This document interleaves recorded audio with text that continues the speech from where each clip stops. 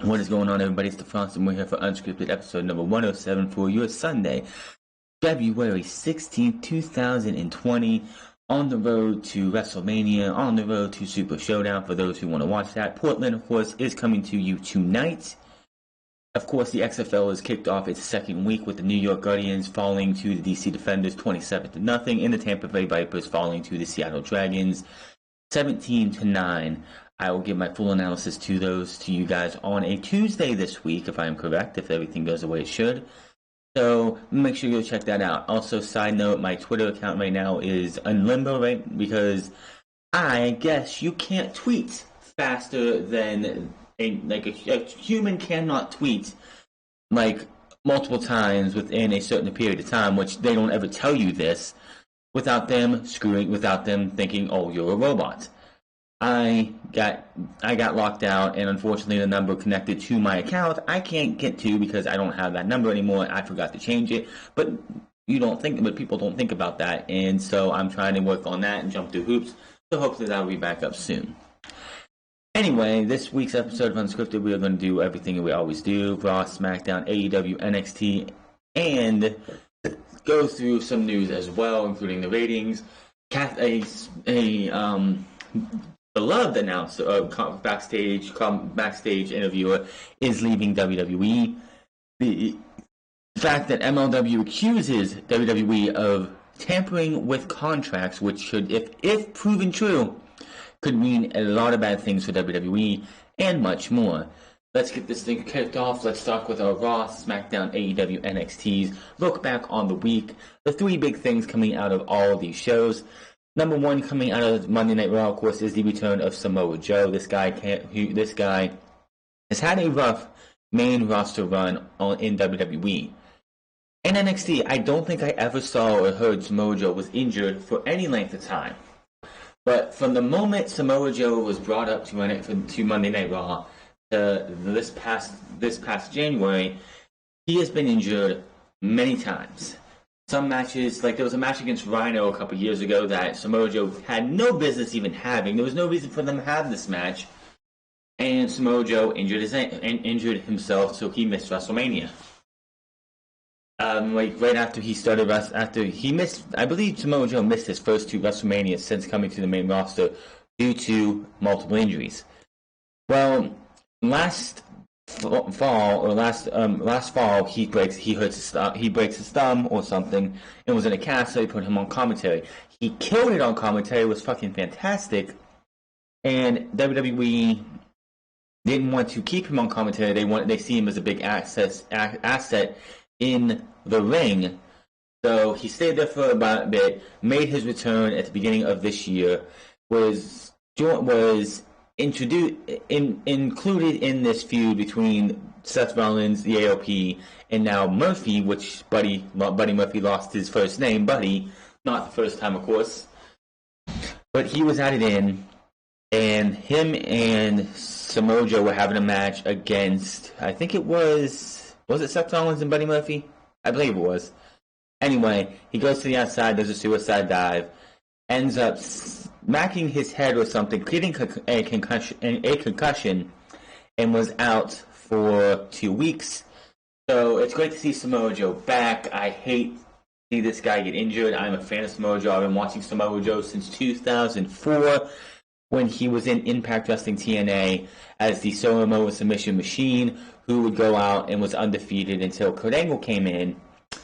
And it was 2005, actually, I think, but that's neither the point. But he came in and was just a mean son of a bitch who would go out there and destroy men left and right.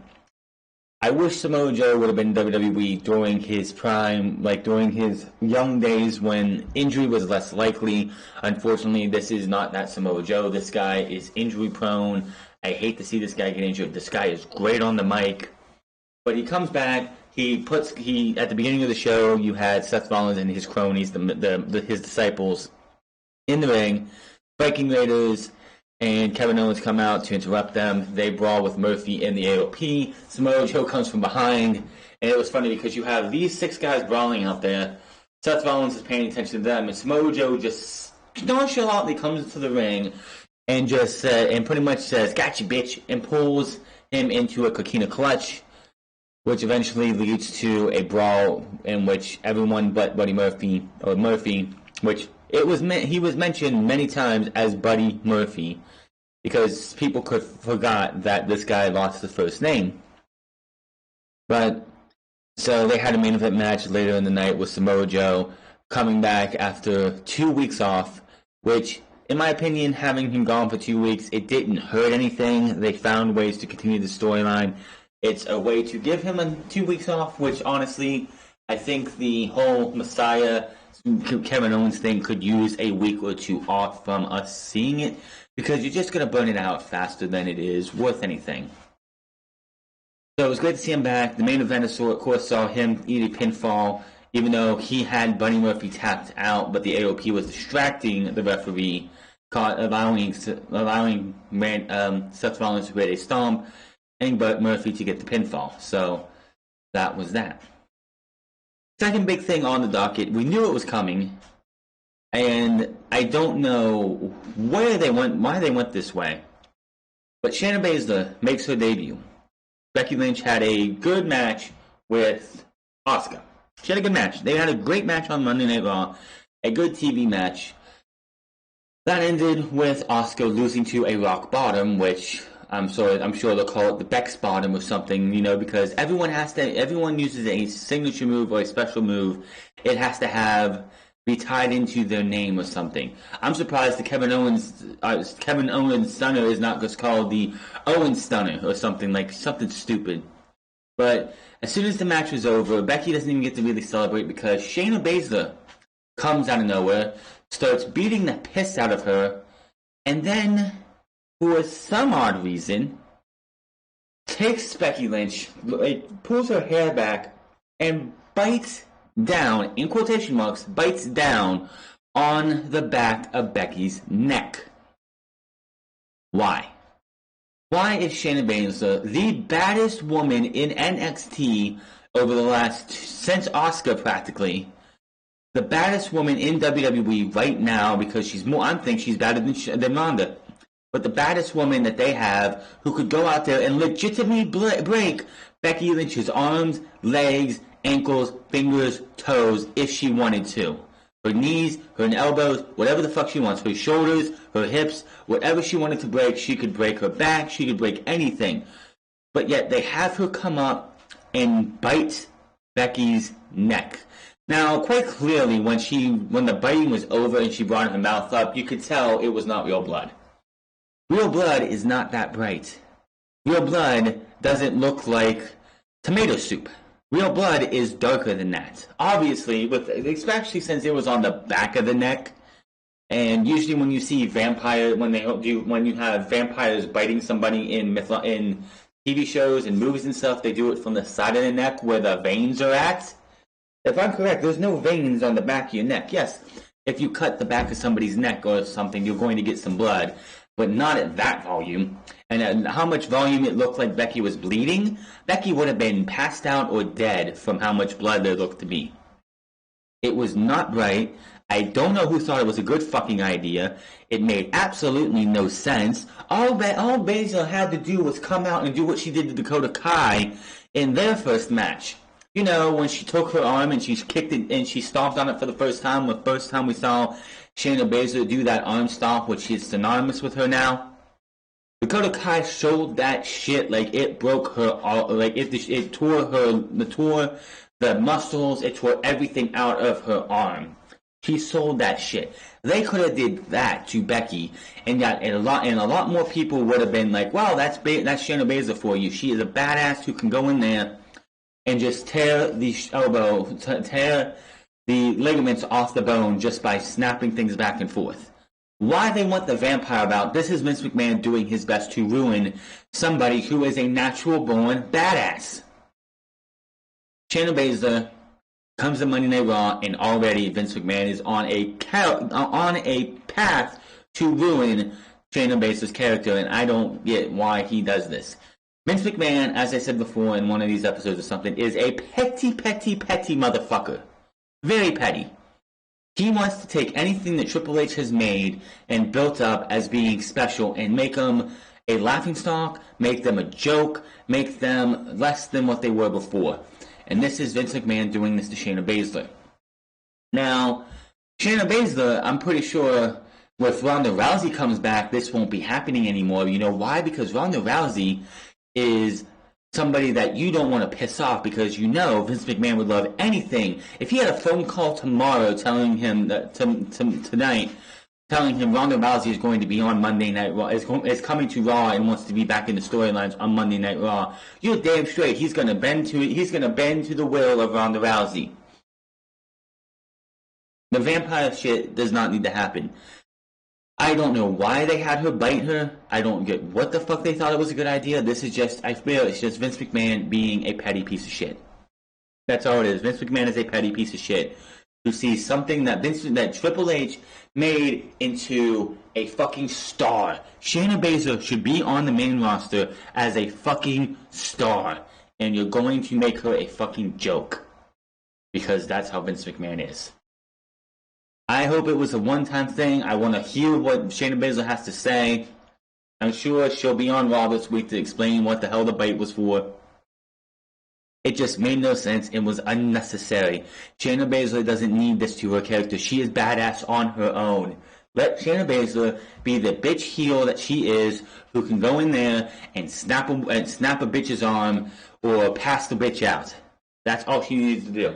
Hell, she could have put her in the Karafuda clutch and passed out Becky Lynch, and people would have respected that more. Why they went down this route still makes no sense to me. And we're almost a week later. Raw should be very interesting on Monday if Shayna Baszler is nearby. And the third thing on Monday Night Raw, this spot, the Conchairto. Now, the Conchairto used to be Edge and Christian's thing. They would take a chair both take a chair and smack a chair to the back and the chest of their opponents. And that used to be what the Conchairto was. Then, later on, it was upgraded to a double shot to the head. Then it was upgraded again to the one-man Conchairto, where you have a chair down, you put somebody's head on that chair, and then you take another chair and you smack them and look like you fucking kill them. Randy Orton, of course, 2-3 weeks ago did this to Edge. Which, of course, was Edge's return from injury in the night after the Royal Rumble. So, Edge has been gone, he hasn't been seen since, and he will be back. This, of course, is building towards Edge versus Randy Orton at WrestleMania, which should be a fantastic match, and it's the best thing they can do for Edge, getting back into it for a one-on-one match. Randy Orton is safe as safe can be outside of The Miz. So, and of course, these two know each other, they have chemistry, they know, this match is going to be more of a Shawn Michaels Triple H type match from SummerSlam 2002 when Shawn Michaels made his return, had that match which Triple H helped get him through it because he wasn't feeling like he could get through it on his own, and Triple H helped him get through it, and they had one hell of a match. That's how I feel like this one with Edge and Randy Orton. So, Orton's trying to explain what's going on, why he did what he did. Out comes Matt Hardy. Matt Hardy's contract is up on March 1st. Matt Hardy is a couple days away from being All Elite and probably the Exalted One of the Dark Order. We'll talk about that later. But he comes out, he gives you this fantastic promo of everything that's happened, how him and Edge used to be close, how him, Edge, Christian, and the Dudleys all went out there and stole the show many years, how TLC is a staple because of the Hardys, the Dudleys, and Edge and Christian. So, he wants to know why, and before you know it, there's an RKO, and then a Conchairto to Matt Hardy. Now, so, you figure that's it for Matt. This was a way to write Matt off. And if that was the case, then I'd say good for them. They did what they could do. Why they needed to write Matt Hardy off in the first place is beyond me. Matt Hardy hasn't been seen on a regular basis in months. The last time Matt Hardy was on TV on a regular basis was when him and Jeff won the SmackDown Live Tag Team titles and had to relinquish them because Jeff Hardy got injured a couple days later. Which, that's typical of the Hardys. Now, I should be sitting here saying I love the fact that WWE did this. It makes Randy Orton feel more vicious, more vile, more of an asshole. But I'm not. Why? Because in less than a week, WWE has taken one of the more devastating spots in WWE history and has buried it 6 feet under. Why do I say that? Because a couple of days ago, WWE tweeted out that on Monday Night Raw, it's going to be Randy Orton versus Matt Hardy in a no-holds-barred match. Why did they do this?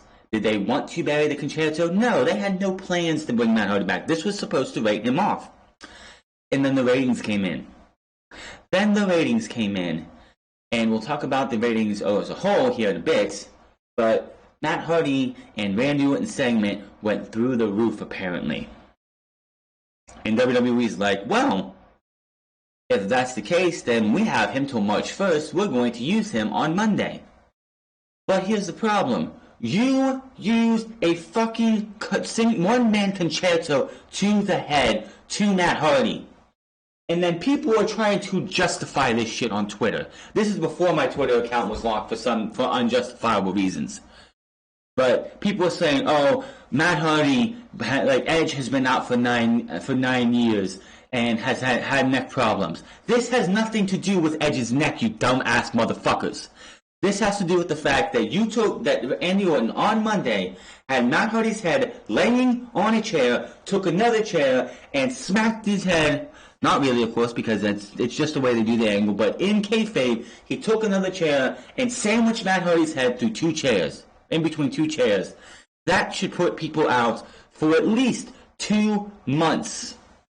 But Matt Hardy, who isn't a superhuman, who isn't a Brock Lesnar or a Braun Strowman, who I could possibly see coming back the next week because of who they are, it's Matt fucking Hardy. The fact that you took and it's the fact that people still is like, oh, well, Matt Hardy is been around and Edge has been out for 9 years and just came back and has neck problems. It's not a neck issue, you dumbasses. It's the fact that WWE took a spot that we hadn't seen in a very long fucking time until Edge got hit with a Conchairto due to the reasons that it looks like you're giving somebody a fucking concussion. And it put Edge out, and it took Edge away. The fact that you had Matt Hardy coming out there, getting hit with one, and then, oh, he's fine, he'll be back on Monday Night Raw. No, of course not, he's not going to be at 100%. I know that. But it doesn't take away the fact that you had Matt Hardy go out there, eat a fucking Conchairto, and then he's supposed to be fine, well enough to be able to wrestle on Monday Night Raw. If they would have waited, let me see here. If they would have waited till the 23rd, which would be the week after, I might be a little bit less pissed off about it because that's at least he was out for a week. But the fact that Matt Hardy even Matt Hardy tweeted goodbye. This was supposed to write Matt Hardy off of Monday Night Raw and WWE for good. He's not re-signing. He doesn't want to re-sign. He has so many fucking ideas that he submits to WWE and Vince McMahon, and they always get torn up.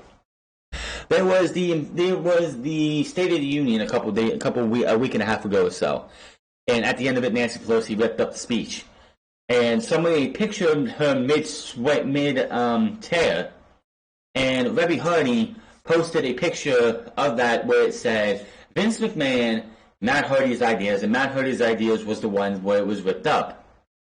I of course said you could replace Matt Hardy with anybody's ideas, and it would still be relevant.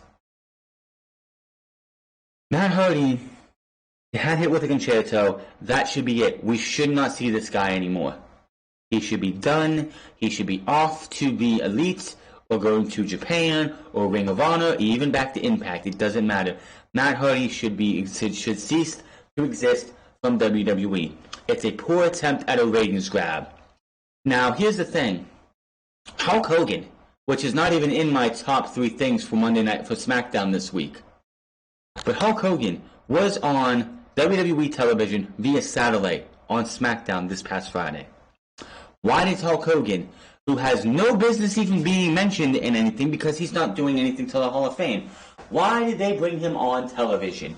Simple. Because last week on SmackDown Live on Fox, Goldberg's 2.5 to 3 minutes spot with him announcing he wants to take on The Fiend, and Bray Wyatt coming out there and interrupting and doing the whole Firefly Funhouse segment between those two, was the highest rated segment from SmackDown last Friday.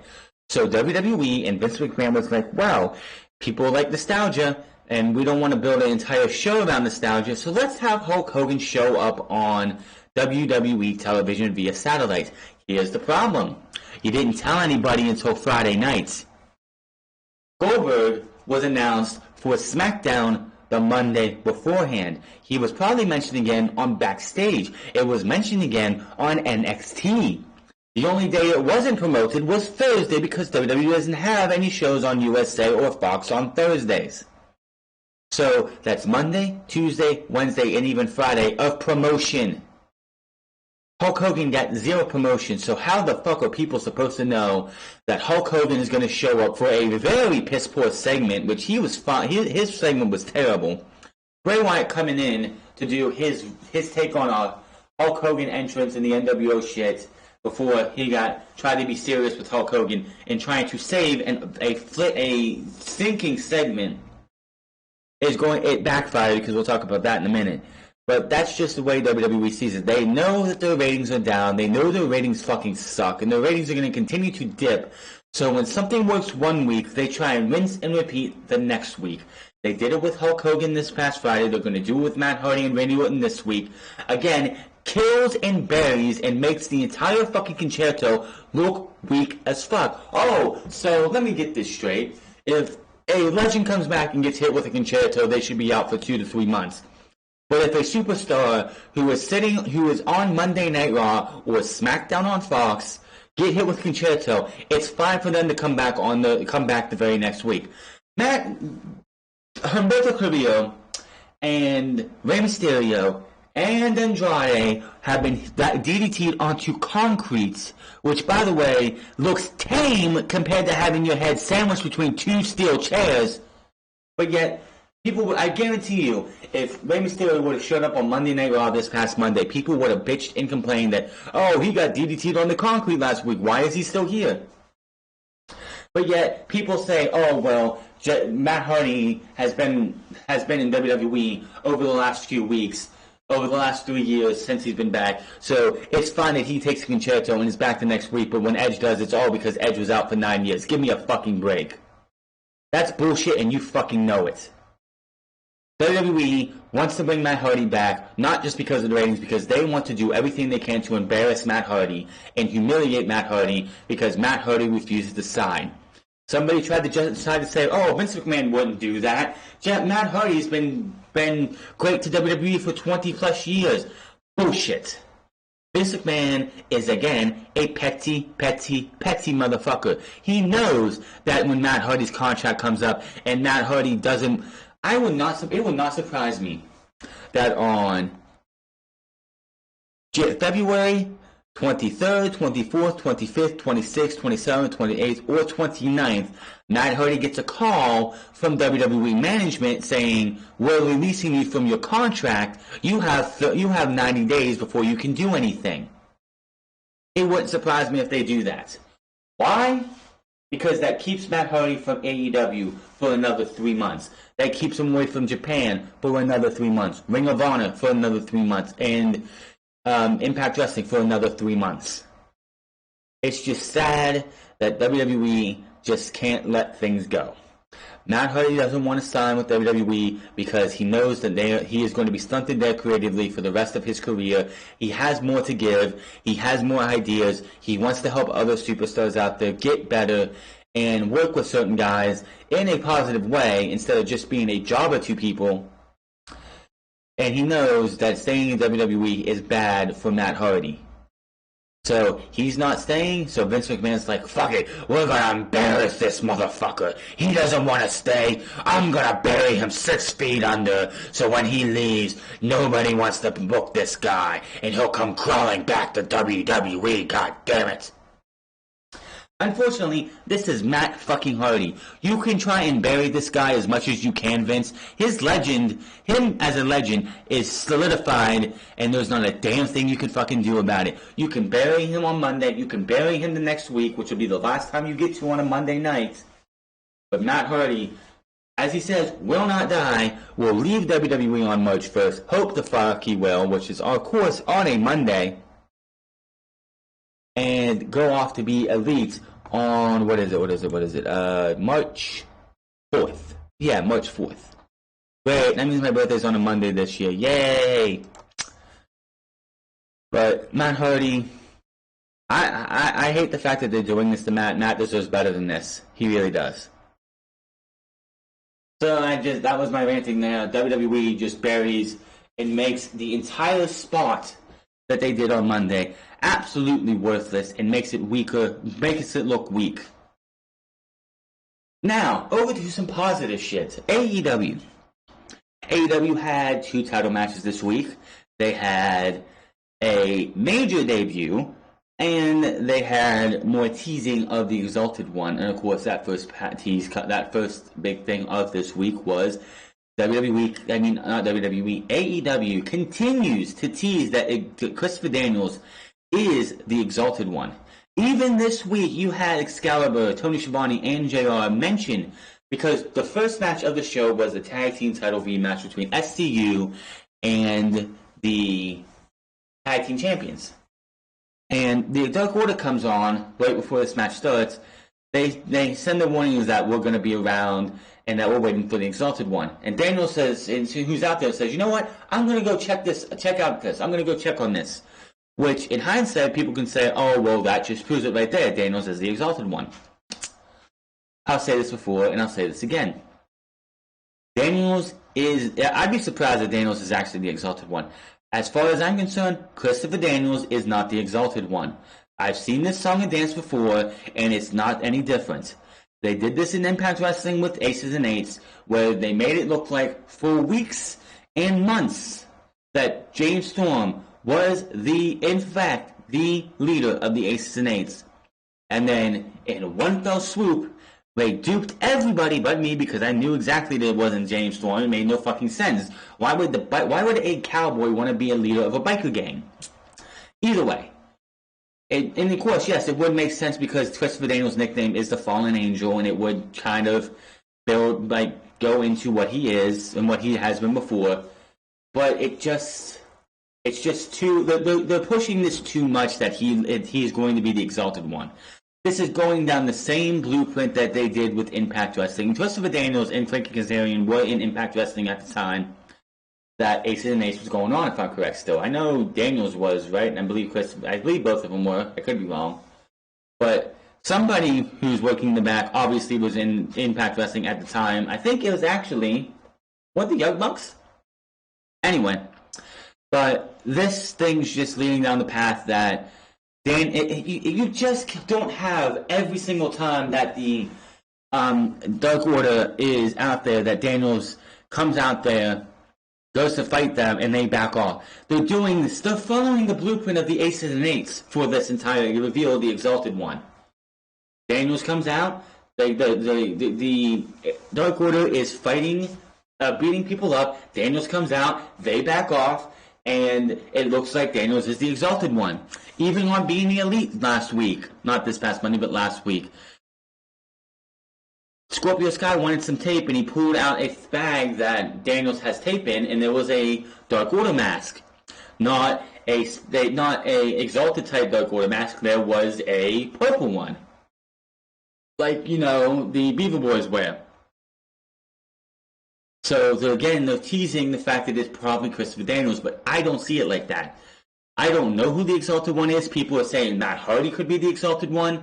I don't see it being Daniels because they're doing this way too much like Aces and Eights, who, for weeks upon weeks, every time James Storm would come down to the rescue to attack the Aces and Eights, they would back off.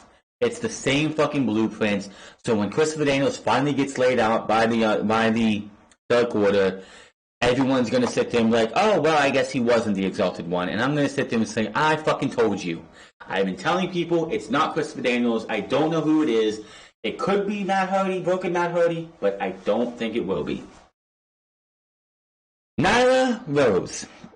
In the second championship match of this night, Nyla Rose took on Riho in what was probably Riho's best match of the company.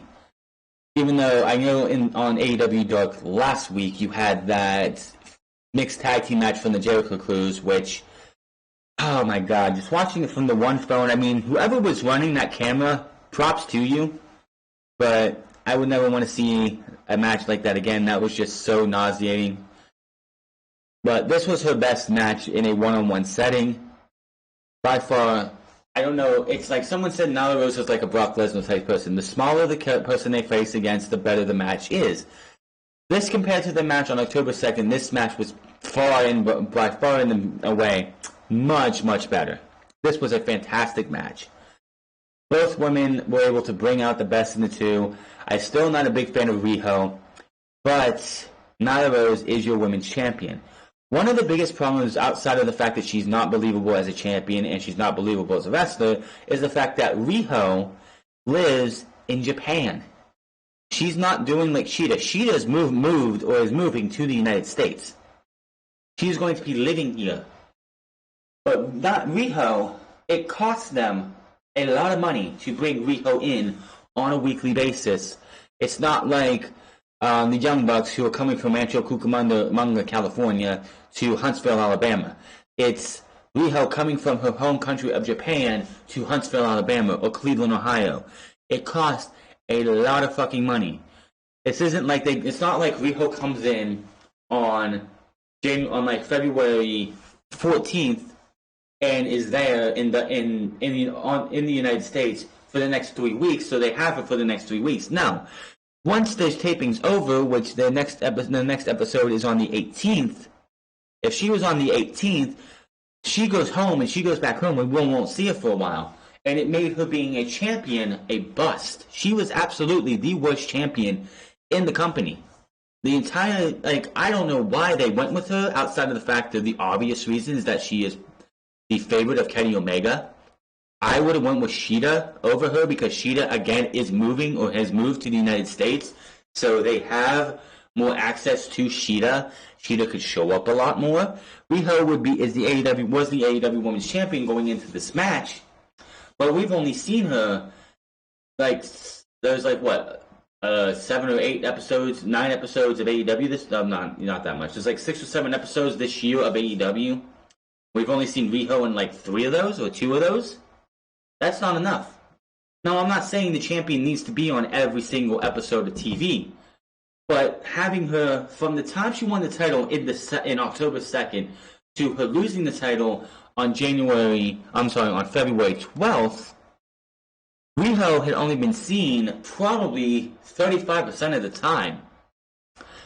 I think that you should be seeing 40 to 50%, 45 to 50% of the episodes of TNT and pay-per-view. I think them giving her the championship was the biggest mistake they could have made. I know they did it because, she supposedly has the most in-ring experience, which is bullshit. They wanted to do that. They could have gave it to Emi Sakura, which they didn't need to. They should have went with Hikaru Shida. Hikaru Shida would have been an excellent first women's champion. But they went with Riho because of Kenny Omega's affiliation, the fact that Kenny Omega is the one who books the women's division. As you noticed after the match was over and they showed Nyla Rose going to the back, Kenny Omega was the first to meet her there.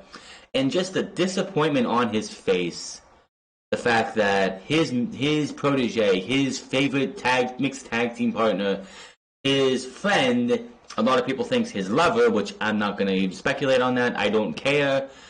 But the fact that she was champion for as long as she was all due to Kenny Omega. And honestly, I don't think if Riho cannot be tied down to AEW for a longer set of time, she has no business being women's champion. If they want to use her once in a blue moon as an attraction talent, that's fine. But putting a championship on somebody who you know for a fact is not going to be there more like 4 out of 10 times, or one or two times, like one time out of the month, that's ridiculous. There was no reason to put the championship on her. She was never there. She wasn't believable. And it's time to give women like Chris Statlander, who we haven't seen outside of the backstage segment post-match since the tag team match against Mel and Brandy Rhodes. So Nyla Rose is your women's champion. Good on her. She's always going to have a detractors because of who she is and how she and her orientation and all that shit, and the fact that she is a transgender. But here's the thing. Shut the fuck up. Quit your complaining. She is a woman. She is the women's champion. Fuck off. Now, before we move on to the third thing, Jim Ross, during the end of the match, said he said King of the Mountain, referring to her reaching the pinnacle of her sport and winning the women's championship. Everybody who is against Nyla Rose, everybody who is against Jim Ross on commentary, jumped down this man's throat because he said King of the Mountain and she's a woman. It is a fucking expression, people. He wasn't suggesting that she's a man. He wasn't suggesting anything to, talk down on a transgender woman. It's a fucking expression. When you win a championship, you are king of the fucking mountain. Him saying she's the king of the mountain is the fact that it's the same as Becky Lynch saying she's the man. Yet, people are fine with the fact that Becky Lynch says that she's the man. What is wrong with Jim Ross saying that she's king of the mountain? Not a fucking thing. If that is something you find something to complain about, you need to have your fucking head checked. Plain and simple. Now, got one thing to say about this last point. Jeff motherfucking Cobb. Talk about the biggest surprise of the week. I don't think anybody would have expected Jeff Cobb making his AEW debut. However, Jeff Cobb is not, and will probably not for a while, sign with any company. Jeff Cobb is going to be at Supercard of Honor WrestleMania weekend. He is a free agent, and Jeff Cobb is at a time in his career and has enough clout in wrestling that he can be a free agent and get bookings with New Japan, with Ring of Honor, with All Elite Wrestling, with Impact Wrestling. If Jeff Cobb wants to go work a program with somebody at Impact Wrestling for a couple weeks, he can do that. He is signed to do this past Wednesday and next week on TNT when he faces Jon Moxley. However, this is not the first time these two have faced off against each other. One-on-one, this is not the first time these guys have had a match against each other. Jeff Cobb and Jon Moxley were in the same block of B, in the same B block last year during the G1 Climax. They had two matches against each other. The tag team match that happens the day before, the tag team showcase to show you who's going to be facing off against each other the next night. And then, of course, he had the match with Jeff Cobb. So this is not, if you did watch that match against Jeff Cobb in the G1 Climax, you're going to get somewhat of a taste of that this coming Wednesday. Jeff Cobb is a bad motherfucker. Jeff Cobb, I hope when his time of saying, you know what, I'm done being a free agent, I want to settle down somewhere and get as much money as I can out of somewhere. Jeff Cobb is going to sign with AEW, I'm pretty sure. This guy is fucking badass. I haven't seen many matches of Jeff Cobb, but from what I've seen, this guy is fucking great. I remember back when Ring of Honor still did actual television and not a 1-hour hype package for advertisement for the Honor Club. He showed up in a match and you just heard the crowd chanting Jeff Cobb. It was the entire crowd. Yes, they have small crowds, but it sounded like they had 20,000 people in this arena chanting for Jeff Cobb. This guy, him as a heel, I don't know, but it should be great to see what this guy can do next week, and how often after this we could see Jeff Cobb in AEW. NXT. Final stop before TakeOver, so this was a go-home show. This is This time last year, the go-home shows were much different than what you see now. Last year, and years before that, up until, of course, War Games, TakeOver go-home shows were throwaway matches again for like talent who are not going to be on TakeOver. Maybe one or two star wrestlers or superstars from a TakeOver match in a match or on TV to hype their match up, and then the rest of the show was video packages for the remainder of the card. This is not what they do anymore. We had Rhea Ripley and Bianca Belair going out there having a couple of words with each other, Bianca Belair then dropping Rhea Ripley. That's something we would have seen on a TakeOver go-home show in previous years. But you had a number one contenders match. You've had Kushida versus Adam Cole. No video, like they had like Tommaso Ciampa giving you a video package of what he would do, like a video talking about what happened to him over the last year, coming full circle, being in the same place where he relinquished his NXT championship last year, and it was a good show, but AEW of course stole the night. AEW had a much better show. Is that every week? No. Usually AEW has good promos while NXT has the best matches. AEW was just better overall. Velveteen Dream playing mind games, continuing with Roderick Strong. Roderick Strong, of course, opened the show, and he wanted to get a piece of the Velveteen Dream after what Dream did the week before, having his wife and his son on the tights. Honestly, if this wasn't for the fact that this is NXT, I think Dream would be the heel in this, but somehow Dream is the babyface. Has Call Me Up Marina on the back of his tights. I would love to be on a fly on the wall for Marina Shafir and what she thinks about the Velveteen Dream putting her face, her son, and Call Me Up Marina on the back of his tights. Yes, we know that they are married, but they really don't have much interaction between Marina Shafir and Roderick Strong in NXT. Where has Marina Shafir been since Shayna Baszler lost the Women's Championship? Nowhere to be seen. There was a rumor going around that she would be joining the Undisputed Era, but that has not come true. But anyway, Dream just wants, Dream pretty much playing mind games, saying if something happened to Roderick Strong, that he didn't say about himself by name, but he's like, I know there's somebody out there who would give your wife all the loving that she needs, pretty much. Makes all of her dreams come true. And that incensed Roderick Strong. Now, I don't have really anything else on here except for the fact that Kushida. I talked about this on Thursday. Go check that video out because I talked about it then. I'm going to say it again. Kushida has been absolutely wasted in NXT. It's a damn shame. I love me some Kushida. I think he's one of the best out there. One of the best in his divisions, in his crew. I would love to see, if you're not going to use Kushida for the Heavyweight Championship or the North American Championship or even the Tag Team Championships, unless you can get Alex Shelley signed and give me the Time Splitters, I think Kushida should be going up against that Jordan Devlin and all the cruiserweights. I'm sure he would love it better than just sitting there spinning his wheels and being directionless. He had a hell of a match, which it wasn't a we're going to try and tear the house down kind of match with Adam Cole, because TakeOver is on Sunday his TakeOver is tonight, and you don't want Adam Cole risking an injury before TakeOver.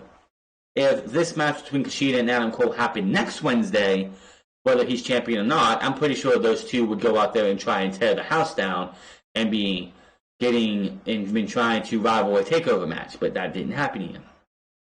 But yeah, let's go over it again. Kushida, since he's been in NXT, has been the guy that everybody wanted to come down to NXT to face because they've heard so much about him.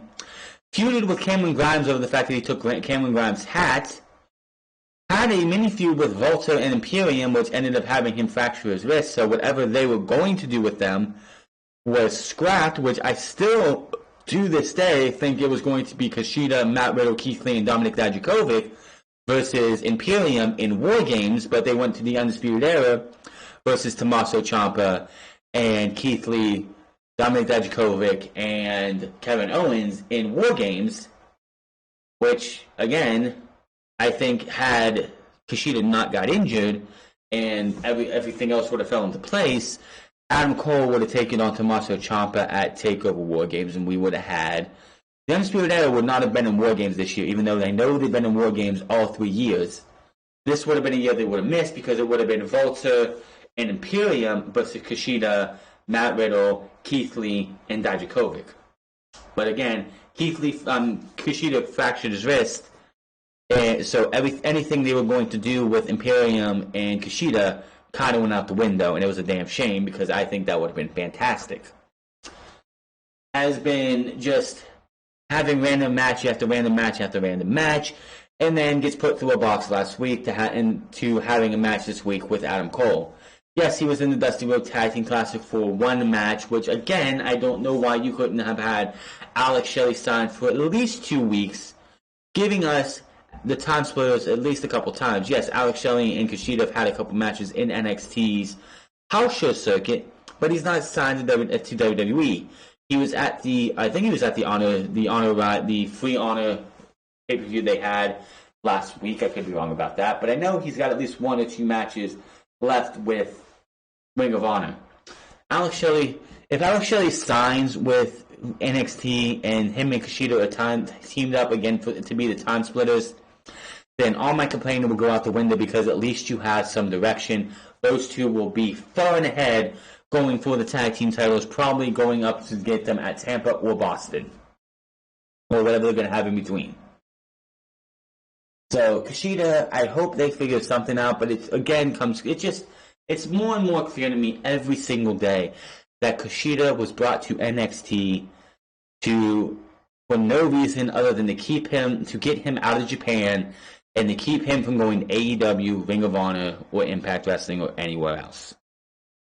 And it's a damn shame because Kushida is awesome. Moving over to SmackDown, Carmella and Bayley had a women's title match. The last time Carmella was in the women's title hunt, legitimately when she was women's champion going into SummerSlam 2018, she was awful. Absolutely fucking awful. Everything she did sucked. Her matches were terrible. She wasn't a good heel. Fast forward 2.5 years later, my God, what the fuck have they done to Carmella? Because she was great. Bayley, which again in this match they said she is probably one of the more underrated champions in WWE history, and I'd have to say you're damn straight she is. She made Carmella look like $1 million fucking bucks.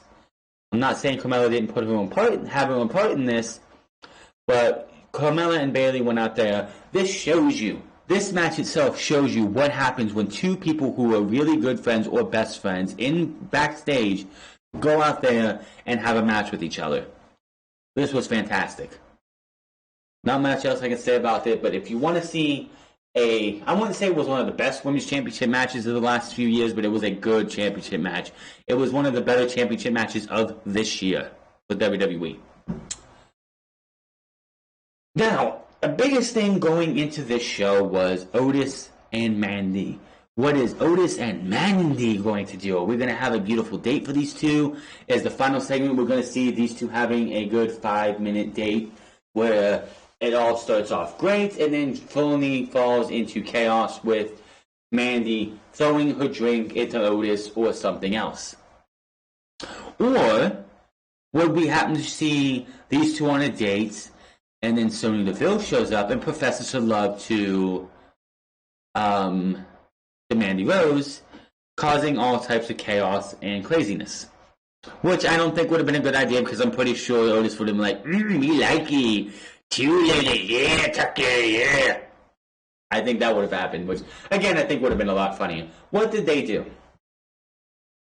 They had Dolph Ziggler get to Mandy before Otis could.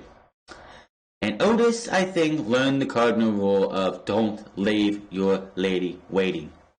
If you are not at a restaurant or wherever you're meeting this woman that you're supposed to go on a date with, if you're not there first and you make this woman wait, if some single guy comes through before you do and sees this girl there lonely, looking like she's waiting for somebody, looking like she's disappointed that this date might not go down.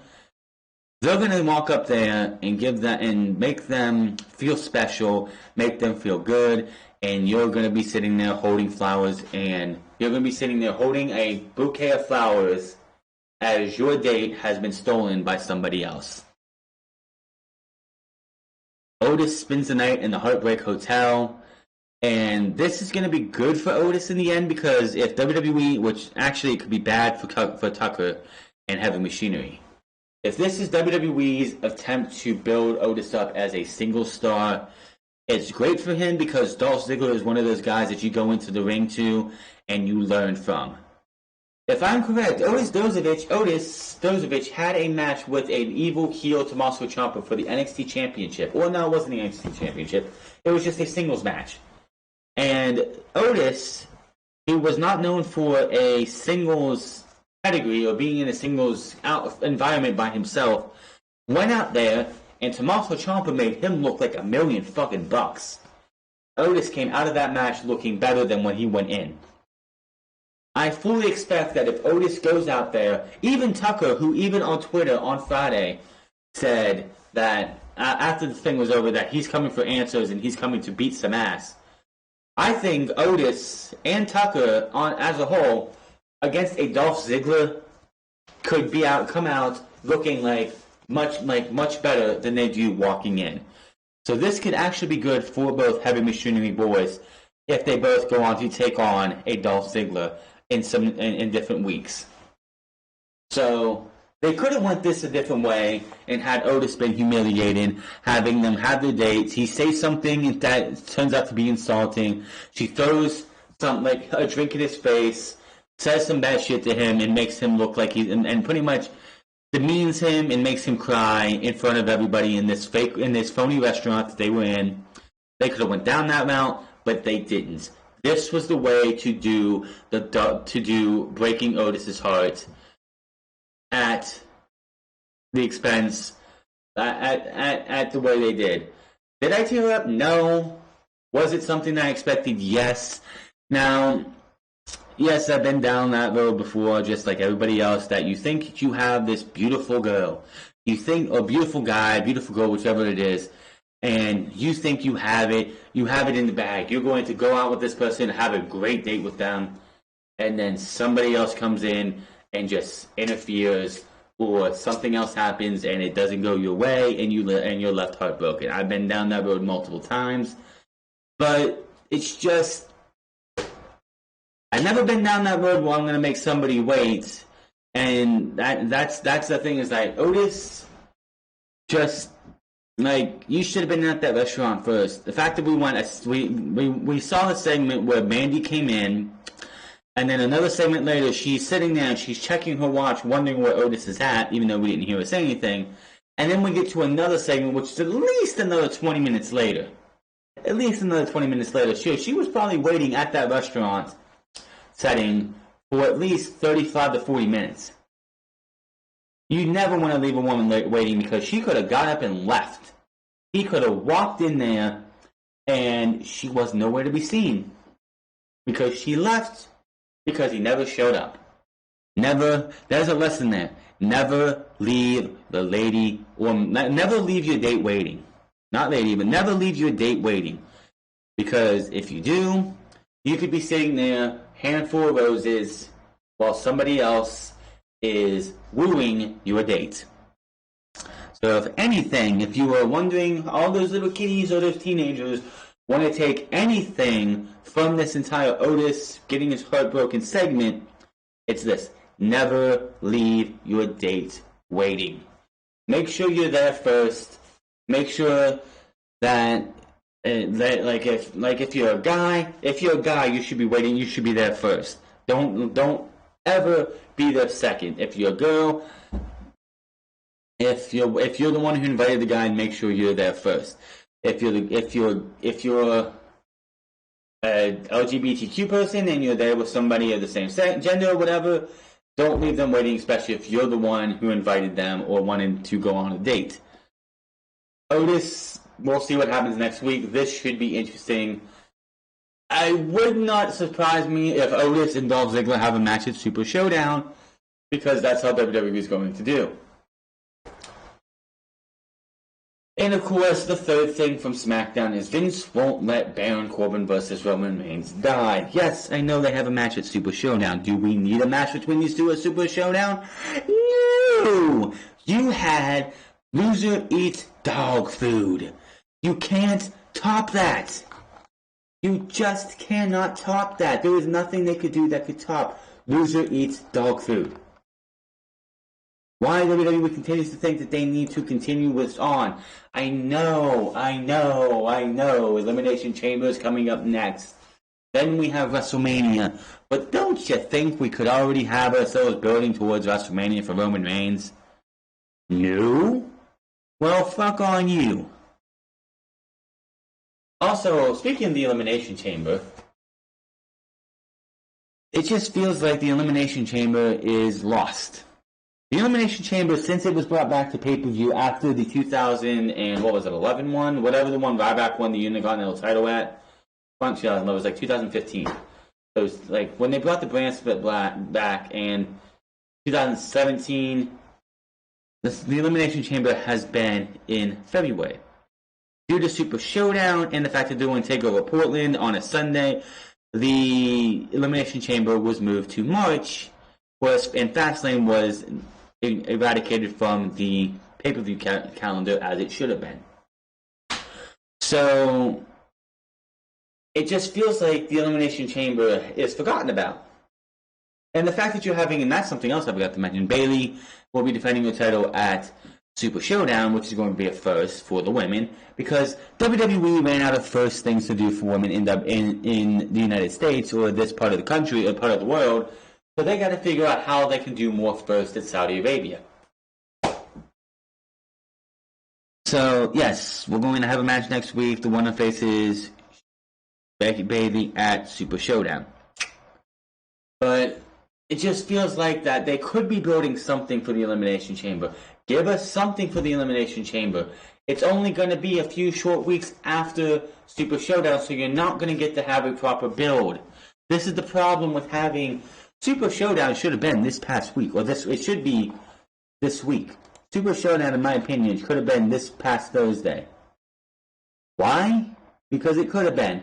The fact that Super Showdown needs to be at the end of the fucking month, even though you're going to have almost zero build time for the Elimination Chamber, which I know, yes, you have 2 Elimination Chamber matches, one for the men, one for the women. The men's, of course, is going to be the winner goes to face Fiend at WrestleMania, or whoever is Universal Champion, which, by the way, should be the Fiend.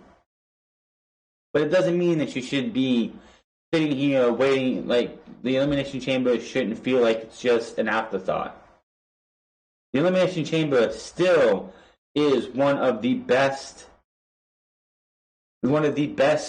pay-per-view, one of the best concept matches that WWE has, and it just feels like it doesn't fucking matter this year. It's just, I don't know what else to say. Yeah, the Elimination Chamber is on my birthday this year. That's awesome. The Elimination Chamber is March 8th, 2020. That is going to be 2 weeks after Super Showdown.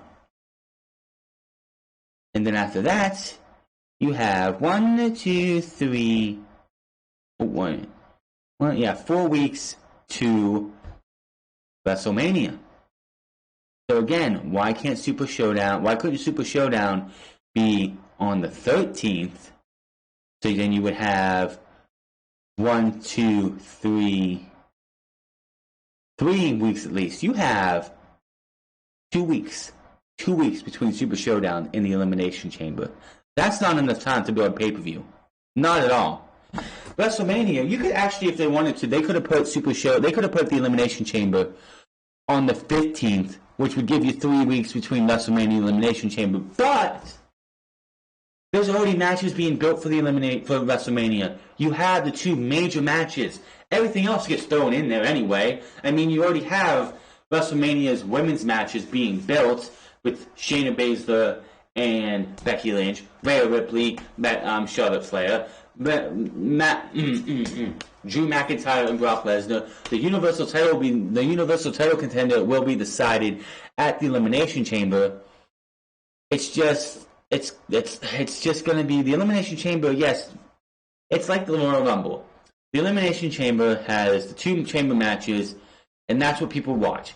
The other stuff doesn't even. You could have Rusev versus Bobby Lashley in an ass-kicking contest, or you could have Paul Heyman and Eric Bischoff in the rest of the calculated time of the pay-per-view after the 2 Elimination Chamber match. You could have Eric Bischoff come back and Paul Heyman come back, kissing Vince McMahon's ass for the rest of the show, and people would not care because you had the 2 chamber matches. But it's just, I don't see what else they could be doing for the Elimination Chamber outside of, at least on Raw, this Monday, could you be building towards the Elimination Chamber for the women? Or on SmackDown, the same thing. It's just so ridiculous. The Elimination Chamber, honestly, it should have been just an afterthought to this year. We shouldn't have a pay-per-view between Super Showdown and WrestleMania, so you could have a 6-week or so long build between those 2 shows. But no, we got to put one more show in there, and it's ridiculous. Let's move on here. I'm done talking about that stuff. Raw, SmackDown, NXT, and AEW's ratings for the week. Raw's episode featuring more hyped-up Super Showdown in the road to WrestleMania 36 drew an average of 2.337 million viewers from the USA Network, according to Showbuzz Daily. This is up 7.8% from last week's 2.61 million viewers. This week's featured an 8-man main event from the tag team champions Seth Rollins and Murphy, teaming with the AOP to defeat Kevin Owens, Samoa Joe, and the Viking Raiders. WWE Women's Tag Team Champion Asuka versus Raw Women's Champion Becky Lynch, also advertised ahead of time, as well as MVP's return for the VIP Lounge with Drew McIntyre. This week's show's first hour did a 2.396. Last week's show did a 2.318. It was a 2.396, and last week was a 2.318, which is up, of course, from last week, but barely, just barely. The second hour drew a 2.411 million viewers. That was when around the time Matt Hardy and Randy Orton had their segments. So yes, they actually went up from hour 1 to hour 2. Last week's drew a 2.164, and the final hour drew a 2.204, which was a drop, of course. So they went from 2.3 to 2.4 to 2.2. So, yeah. They really didn't do much any better.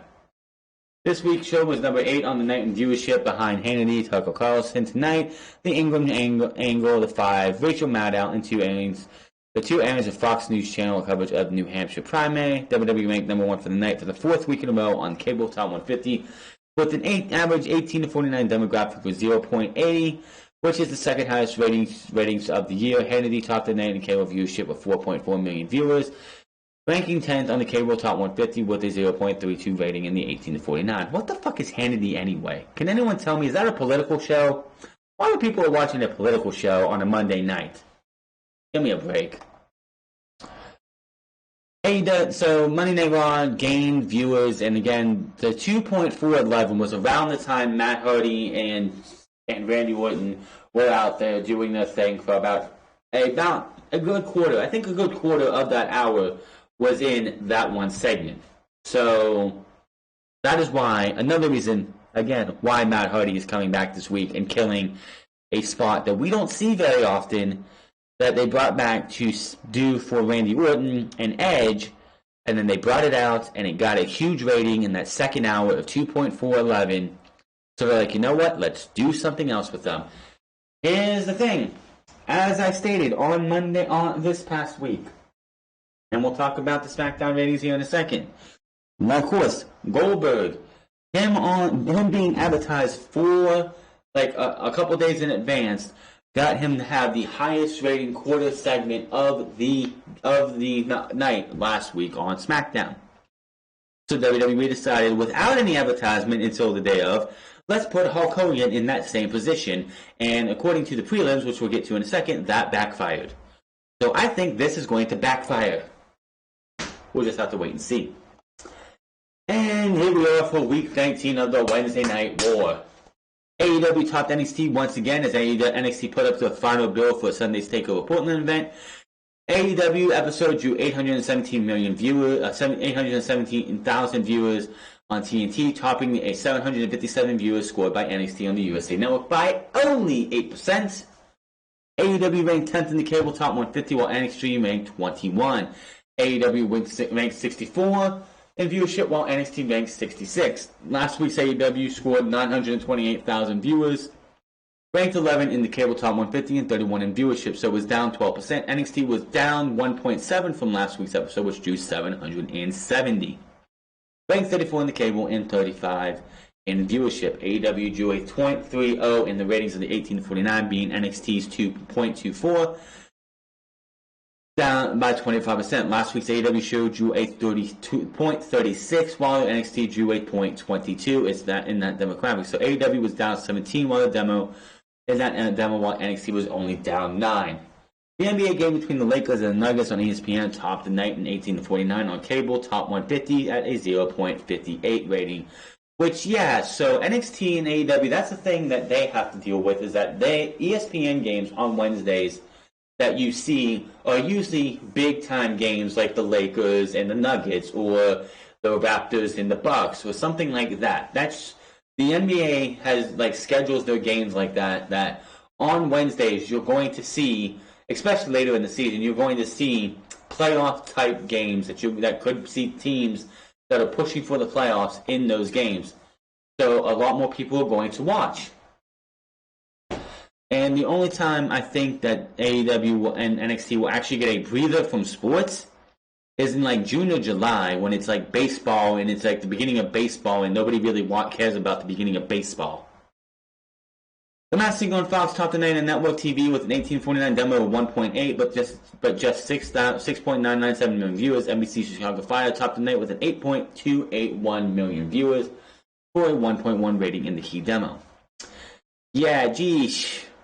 I just look at these ratings as I go through these, and I'm like, man, could you imagine what AEW and NXT could have gotten in the mid-2000s? Could you imagine what SmackDown and Raw were getting in the mid-2000s and what they're getting now? It's sad. Now, 2 years ago, or 3 years ago, Monday Night Raw was in the 3s on a consistent basis. 3.5 or higher on a consistent basis.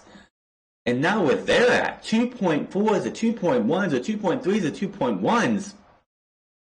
2021, I'm predicting now that 2021 Monday Night Raw will be hemorrhaging in the hemorrhaging 2s and barely clinging on to a 2.0 rating on a consistent basis.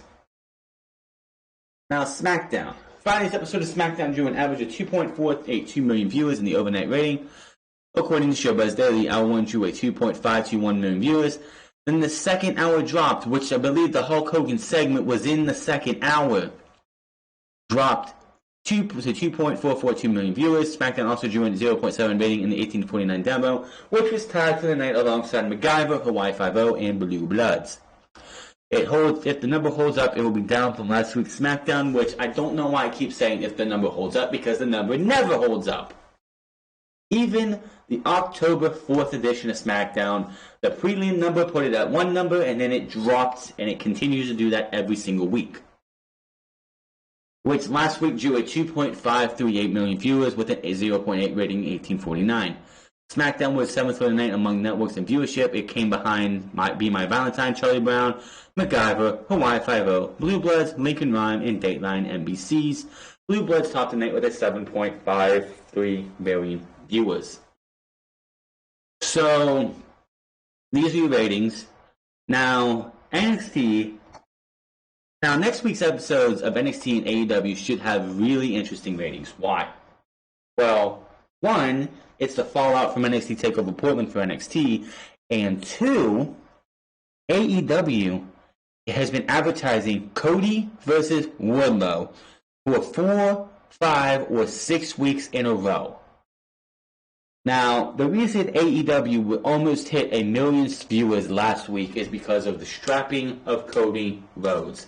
I still think it should have been 20, and I think if they would have done 20 instead of 10, it probably would have been...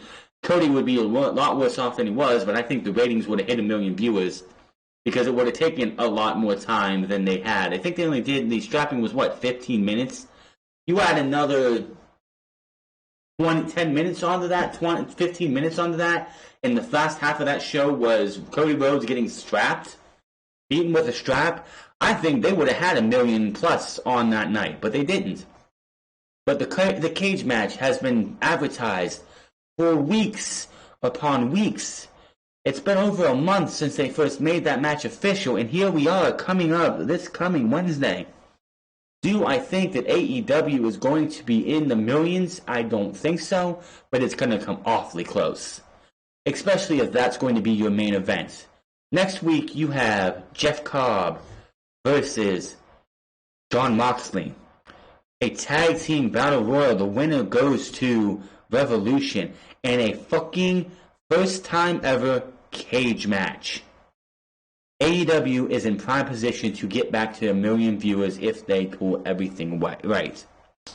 Should be interesting to see what happens for AEW. NXT as well, it will be a post-show that everyone hopefully will be talking about. Now, some New Japan news before we get on to the rest of this. This past Sunday, last week, at a new beginning in Osaka Joe Hall, and New Japan gave us a bunch of announcements. What they're doing with a couple of tours. Then they mentioned one thing. They're coming back SummerSlam weekend to Madison Square Garden. This is the same night as NXT TakeOver Boston, the event at the TD Garden in Boston, Massachusetts during SummerSlam weekend. While Boston is about a 4-hour drive away, New Japan officials were not trying to go up against TakeOver that weekend, according to Dave Meltzer. New Japan officials reportedly were not aware that this was SummerSlam weekend 2020. They just wanted another date for MSG, and it turned out the night available for Wrestle Dynasty was the night before SummerSlam's pay-per-view.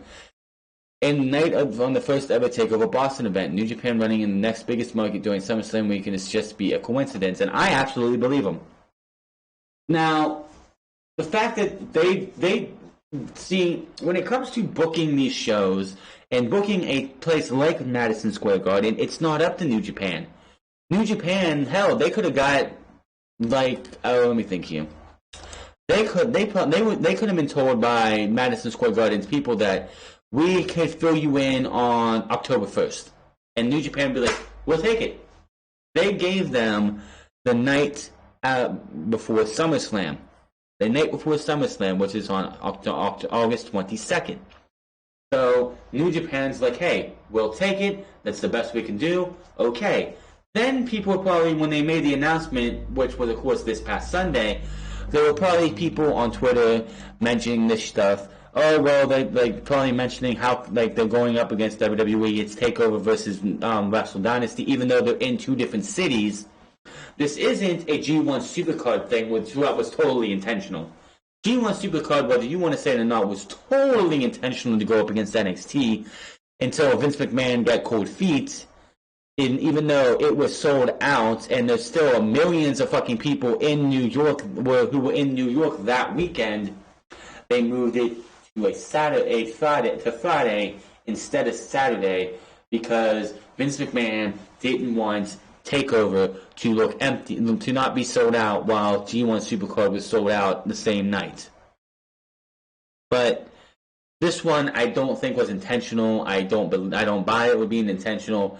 WWE, the TakeOver Boston, and Wrestle Dynasty. I will be watching both of them. I will be reviewing Boston, but I'm not going to be reviewing Dynasty because New Japan is more like AEW Dark and NWA Power. It's something for me to leisurely watch as I watch wrestling over the week.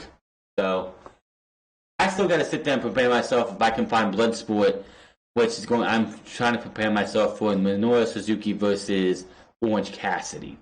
I'm just saying there. So yes, August 22nd If you don't want to watch TakeOver and you want to watch some Japanese wrestling, Wrestle Dynasty will be going on in Madison Square Garden that night. Now, let's get on to some sad news in the world of WWE. Kathy Kelly, this Sunday will be her last day with the company. Kathy Kelly is always the one who does the post-takeover Facebook calls with Triple H. They're standing in the back behind with a video monitor behind them with the logo on it, asking him questions, him answering it. Well, we'll get one more of those, and that is tonight. She went to Instagram on a couple days ago that Sunday will be her last day. She said, I typed out and deleted this about 20 times over the past few days, still unsure what to write. I have come to the decision to leave WWE with Sunday's TakeOver being my last day. If you know me, you know this was more than a job. You know how much I loved it and how difficult this decision was, but sometimes in order to have room for growth, you have to step away. I am so thankful for getting to live out a crazy dream the past 4 years. Thank you to WWE Digital Team for being a platform that never stifled creativity. Thank you to Stephanie McMahon for being a mentor and inspiration in every way. Thank you to Triple H for heading up the best wrestling show currently on TV and letting me be a part of it. And thank you to everyone who has supported me, whether it's watching a video I've done or sending a tweet of encouragement. Words cannot begin to express how much it means. I'm not sure yet what my next chapter will take, but I am damn excited for it, and I promise this isn't goodbye, it's just see you later. She was hired in 2016 after working for AfterBuzz TV. There's no word yet on what she has plans, but we hope I will keep you updated. This is sad. It sucks, but hey, I'm not going to be for one to tell somebody, no, you work in WWE, you need to stay here because you're good at your job. If Kathy Kelly wants to go and do something else, if she wants to go do something that's bigger than WWE, then there's nothing wrong with that. If she feels that her time in the company has come and gone, and there are bigger fish to fry somewhere else, then by all means, do what you gotta do, Kathy. It was nice seeing Kathy Kelly in WWE. It's going to be a damn shame that she's going to be gone, and there's nobody who's going to be able to replace her because she brought enthusiasm. She, in my opinion, felt genuine. She didn't feel like a robot. Kathy Kelly is like Renee Young and Kathy Kelly were one of the two, if not the only two women or people in the back who sounded genuine, who sounded legitimate, who sounded like they actually were themselves. We always talk about Dasha Fuentes, who was Dasha Fuentes, who was in WWE and sounded like she was a robot. I am Dasha Bot 2020. I come out here and do interviews for WWE. And then she left, and now she's in AEW as Dasha Gonzalez, and she is not the same person whatsoever. Even going to talk to Chris Van Vliet and hearing how she sounded in that interview just makes you look at how WWE stifled her creativity. How Kathy Kelly was able to go this far without having WWE stifle her is a testament to Kathy Kelly. And if she's elite, if she goes somewhere like non-wrestling, I wish her the best in everything that she does. She was definitely one of the few gems in WWE when it came to backstage interviewing. NXT, where she has been a mainstay for the majority of the time, will definitely miss Kathy Kelly. And I don't know who they have take over for backstage interviews and the post-takeover interviews with Triple H. This was her thing that she's done for the last few years. So, good luck, best of luck to Kathy Kelly, and let's see what the future holds for her. If she shows up in AEW, then she shows up in AEW. If she doesn't, I don't know. I'm not speculating. Hell, for all we know, she might be on ESPN in a week or two. She might be on Fox in a week or two because that's where she wants to go next. It doesn't matter as long as if she does something that she's happy in doing, then by all means, let her be.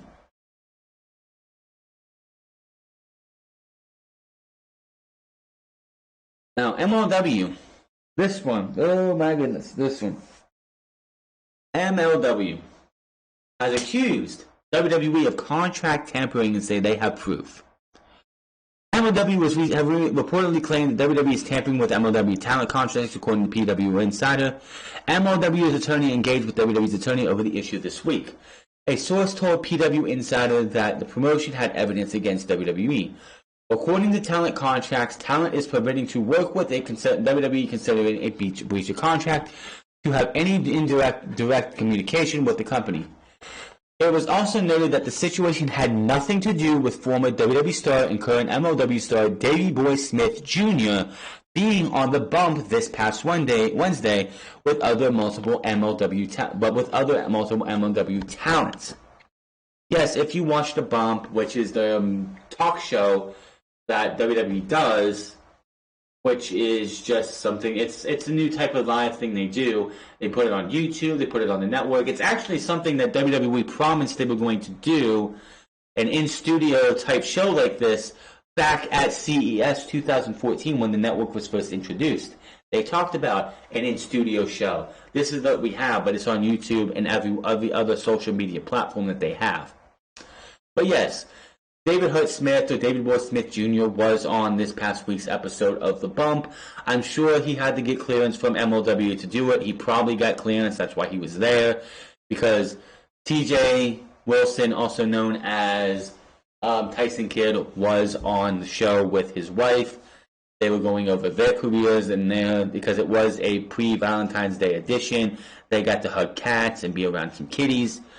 And they got to talk to Cesaro, David Hurt Smith, and all that stuff. But if this is true, and if there is proof that WWE is contacting and talking to contracted talent.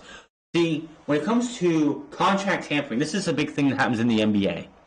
And it happened last year, I believe it was, when Magic Johnson was still in the Lakers organization, and he went on Jimmy Kimmel and made a joke about wanting Paul George to come to the Lakers. And he got fined for that. Doc Rivers was asked a question about Doc Rivers got asked about a team in the finals, I believe it was, during a roundtable. And he talked about it and his thoughts on it, and he got fined because they called it contract tampering. Basically, nobody in WWE can talk to anybody in MLW. If Davey Boy Smith Jr. was on the bump, and after his time on the bump was in the back, and somebody from legal or somebody from WWE was talking to him about possibly jumping ship back to WWE, that's contract tampering because he's under contract with MLW. He had permission apparently to be on the bump, but they can't just sit there and be like, "Hey, David, you want to come back to WWE? We'll pay you this much and this much when your contract comes up." You can't do that. And WWE probably does this with Japanese talent all the time. Do you really think that they talked to Shinsuke Nakamura before his contract came up with New Japan Pro Wrestling? I think they did. Do you really think that they waited till AJ Styles' contract came up with New Japan Pro Wrestling if he had one? Probably not. WWE tampers with contracts all the time, just everyone's afraid to actually do anything about it. If MLW was to take this to court and they actually had proof, this would be very bad for WWE. They would suffer fines. There would be I guarantee the stock would crash worse than it has before. If MLW has the evidence and brings this up, and WWE is found guilty of contract tampering, that is just going to be something else that Vince McMahon's not going to be able to lie himself out of, and something else that is going to hurt WWE in the long run. I'm going to have to keep an eye on this. If anything comes out of this, I will let you know. And let me see here. Finally. The XFL season kicked off last week. We are halfway through the second week of the season as the DC Defenders and the New York Guardians had a game earlier on Saturday, and the Tampa Bay Vipers went up against the Seattle Dragons. But where will the first ever XFL championship game be held? Week 1 has ended for the weekend, and Week 2 is about halfway over in just a short while. The playoffs will begin as well. It was previously announced that the league's championship game will be on Sunday, April 26th at 3 p.m. Eastern. The Eastern Champion Final will be on Saturday, April 18th on Fox, while the Western Championship Final will be on Sunday, April 19th on ESPN. Now the details on when the finals will take place. According to the XFL, Houston will host the 2020 XFL Championship game. This will take place at inside TDECU Stadium, home of the Houston Roughnecks. The initial training facility of the XFL was inside TDECU Stadium. It says, and I quote, "We are tremendously excited to have been selected as a site for the XFL Championship game," said Harris County Judge Linda Hidalgo. Nice name. "This league has animated football fans from across our region, and we look forward to continuing to showcase Harris County as one of the greatest sports towns in America. We want to thank the league for choosing Houston, and we look forward to welcoming football fans from across the nation and to what is sure to be a memorable championship game. Houston is a great all-around sports town with top-notch facilities, an amazing community of football fans, and a solid infrastructure," said XFL Commissioner and CEO Oliver Luck. "We are grateful to the city and the Sports Authority for opening its doors once again to this XFL, and we look forward to welcoming the fans from across Texas as well as the entire country to join us in celebrating this special moment in XFL history." The Roughnecks beat the Wildcats 37-17 last Saturday on Fox. It was the second game of the XFL relaunch. TDECU can fit over 40,000 people and is holding a number of special games, including the Bayou Bucket and an American Championship. The stadium also hosts the University of Houston Cougars football team. The last XFL championship was during its initial run in 2001, dubbed the $1 Million Game. The Los Angeles Extreme beat the San Francisco Demons 38-6. Yes, when you say, well, it's Los Angeles, San Francisco, that's two West teams. Yes, back in the first season of the XFL in 2001, somebody thought it was a good idea to have the East number 1 versus the West number 2, and the West number 1 versus the East number 2, which saw both teams from the West make it to the finals, and that was fucking stupid. Attendance was 24,153, and the MVP was place kicker. No, it wasn't. The MVP was fucking it was Jose Cortez apparently. "It's funny, the XFL's first season will start and end in the football-loving Houston. We've honored to play a pivotal role in the launch of this new league." Brooks said, "Houston is known for hosting major sporting events, and the XFL Championship will only strengthen our reputation. We're thrilled to give football fans in the city the opportunity to experience the excitement of XFL football on the league's biggest stage. Tickets for the XFL Championship will be available to the general public in March. Ticket prices will be released next month, with priority status given to founding XFL season ticket members. You can get your tickets at xfl.com/tickets. So, XFL's first championship game will be in the TDECU Arena Stadium on April 26th. We have 8.5 weeks still to go, as we are halfway through this week, and the next two games will be today at 3 o'clock when the the Roughnecks of Dallas take on the LA Wildcats, and then of course at 6 o'clock the St. Louis Battlehawks and the Houston Roughnecks. Now, I'm looking forward to that. I will be watching both games. I will have an analysis for week 2 on my YouTube channel on Tuesday. Make sure to look out for that. But that is all for your Unscripted for episode 107 for your February 16th, 2020. Hit that subscribe button, comment down below, like or dislike this video. Find me on Twitter at The France Club. Find me on twitch.tv/The France Club. And I will see you guys next week or tomorrow for Monday Night Raw, and TakeOver Portland will probably be tonight. Until then, my name is France, and I'll see you guys later.